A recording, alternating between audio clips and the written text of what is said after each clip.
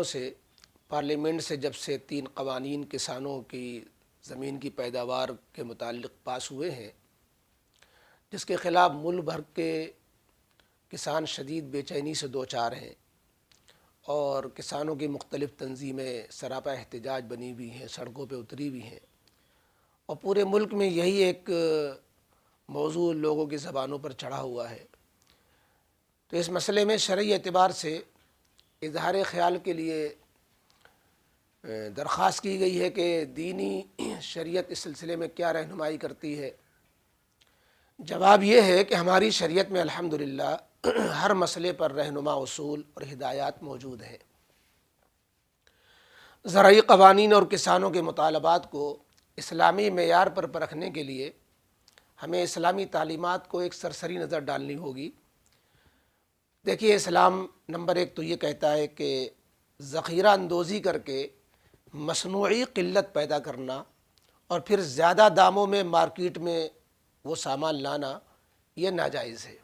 اس کو شریعت میں احتکار کہتے ہیں۔ حدیث پاک میں ایسے لوگوں پر لعنت فرمائی گئی ہے جو ذخیرہ اندوزی کر لیں اور مصنوعی قلت پیدا کر کے پھر زیادہ داموں میں اپنے سامانوں کو مارکیٹ میں لائیں۔ اسی طریقے سے اسلام میں بیع مستر کی بھی ممانعت ہے،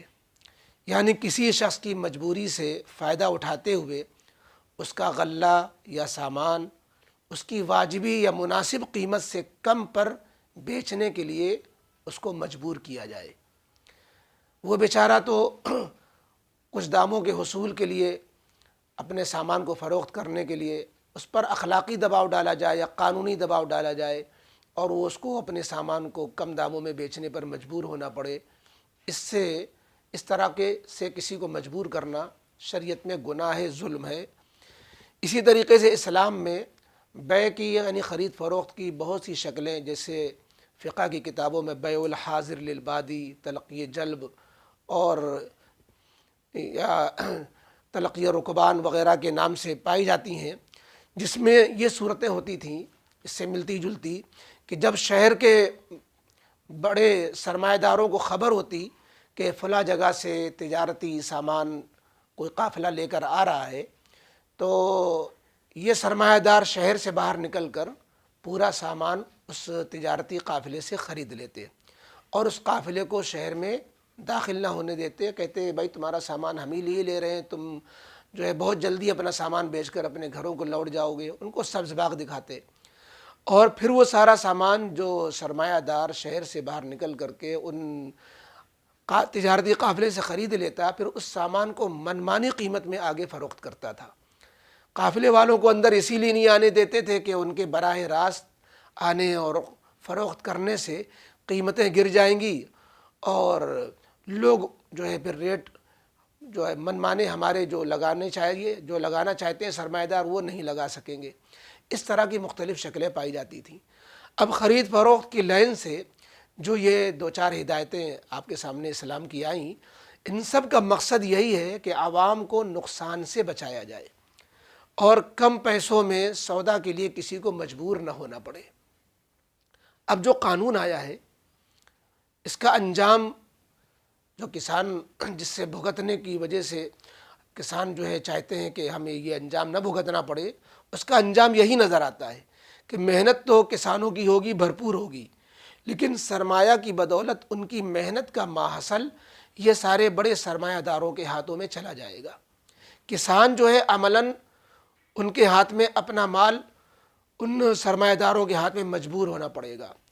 اور پھر عوام کے لیے بھی ضروریات زندگی سستی نہیں رہ جائیں گی، بہت مہنگی ہو جائیں گی۔ اس لیے یہ قوانین نہ صرف کسانوں کے لیے نقصان دہ ہوں گے بلکہ اس کے تباہ کن مضر اثرات سب کو جھیلنے پڑیں گے۔